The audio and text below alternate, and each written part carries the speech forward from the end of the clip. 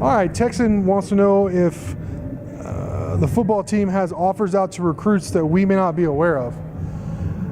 I don't know how to answer that, Joe, because if we're not aware of it, then we don't know. You know what I mean? Like, I think that's impossible to answer exactly, but I would say that's highly possible or highly probable that, yeah, that we're unaware of all the offers that are out there.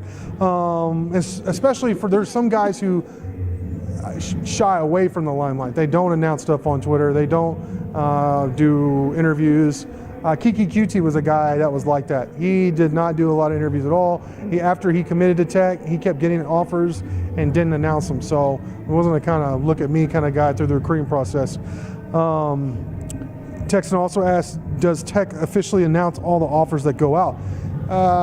They can't announce any of the offers that go out as far as like individuals. So no, it's really on like recruiting services like us to either learn from sources within the program or, I mean, this is what happens most of the time, through players. And then a lot of times, even if we know before they announce, of course we want to let them announce even their offers and of course like commitments. So that's just kind of, the game has really changed to where it would be rude not to let players have their own moment and announce a lot of stuff. But a lot of times they let us know, hey, you know, will you go ahead and announce for me? So,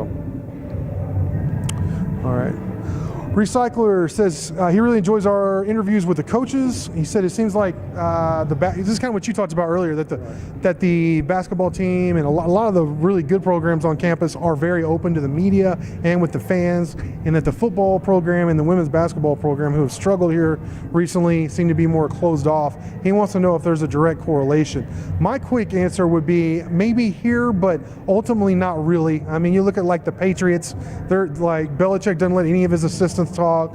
They're very like militant about how they do interviews and stuff, and obviously they've had great success. Bama, same thing. They don't let their assistants Nick Saban doesn't let his assistants do seasons or interviews during the season. So obviously they've had a lot of success. So I don't think there's really a direct correlation. What do you think? Yeah, me either. And I mean, in basketball, all you got to do is look back to John Thompson and Georgetown with the Hoya paranoia. I mean, that was you think Kingsbury's got camp locked down. I mean, back in those days, it was hardcore, and they won a national title. So, you know, I agree. I don't think there's any real correlation necessarily. I think it's nice for us, and it's nicer for the fans if it's open. And I think there are some advantages to having open lines of communication. But TTU AMS wants us to tell him something good about the football program. Well.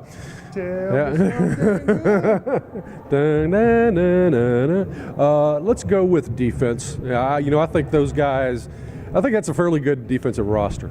You know, I believe that's a defense that could be a top 5, top half of the Big 12 sort of defense next year. And I believe that David Gibbs is a good defensive coordinator. You know, we should be pretty happy with what we see on the defensive side of the ball, I think. Yeah, I mean, and that's a silver lining for me, for everybody coming, or for Kingsbury and Gibbs coming back, is the fact that Gibbs and Spavital have done an excellent job as far as upgrading the roster, the talent level on defense significantly. I mean, it was really rough when he got here, and then he ran some of the marginally talented guys off for, I mean, you could argue for good reasons in a lot of cases, and he had to build it from scratch, and they've really hit on a lot of guys. I mean, you look at the recruiting rankings, it hasn't been like amazing by any stretch of the imagination, but the guys that he's brought in, like almost all have seemed to be hits, and then including the transfers, and you had guys like Justice Parker come in, I mean, out of nowhere and be all Big 12, second team all Big 12. So, I mean, you got to tip the cap without a doubt on that. I would just also want to throw out there the fact that I know they were young and kind of struggled at times, but the fact that the whole starting offensive line comes back is pretty amazing. So there is talent on that offensive line. You got Jack Anderson, Travis Bruffy, I mean, Madison Ekamnanu, Terrence Steele, a lot of really good guys, and of course, you know, your center in Star Wars. So there's a lot of potential there. If you're good on defense and you have a good offensive line, you can win a lot of football games. So we'll just have to see what happens. There is a lot of positive things to look forward to with the football program, for sure. All right, now it's time for Ja Burz's over-under game. Wouldn't be a triumphant return of the mailbag without Ja Burz's over-under. Let's kind of rapid fire this though. Tech averages 12,500 fans per game to close out the basketball season here at the USA. What do you think? I'm going to go over. Yeah, I think over too. There's a lot of excitement. I mean, the students aren't even back yet, and they're getting close to around 12,000 already. I mean, they're having the kind of numbers here that are above capacities of others, like Oklahoma. Like their capacity is like 11,000 or something like that there, and Tech has been having more, had more than that without the students being here. So not exactly rapid fire, but yeah, over. All right, Tech wins 25 regular season games. I'm going to go under. Yeah, me too, but just barely. I think they're going to come very close to that. All right, Tech is a 3 seed of the NCAA tournament. Push. That sounds about right. I'm going to say they're going to be 4th or 5th. So I don't know if that's under or over, but I think they're going to be under, yeah. They'll be like 4th or 5th. All right, next one is Chris Beard gets a raise and is paid annually at $3 million a year. It should be. If I had more confidence in the top brass, I would go over on that, but I'm going to go under.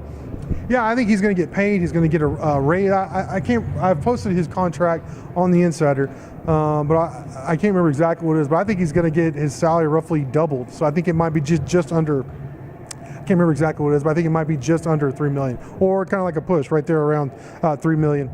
All right, and finally, the final over/under question from Ja Burrs is: Tech lands 4 bona fide Power 5 offered recruits to close out the 2018 football class. I'm going to say under.